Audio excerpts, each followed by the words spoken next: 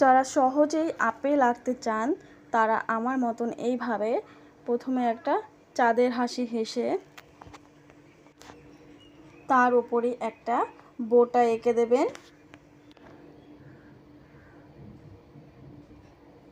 এবার ডান পাশ থেকে এভাবে বাঁকিয়ে একটু সেম বাম পাশ থেকেও এভাবে বাঁকিয়ে নিচের দিকে নিয়ে এসে এভাবে একটা ভাঁজ দেওয়ার মতো করে রাখবে, দিয়ে বাম পাশ থেকেও নিয়ে এসে মিলিয়ে দিতে হবে। আপেল হয়ে গেল। দিয়ে দিতে হবে এবার কিছু আপেলের গায়ের রেখা, যাতে আপেলটা দেখতে ভালো লাগে।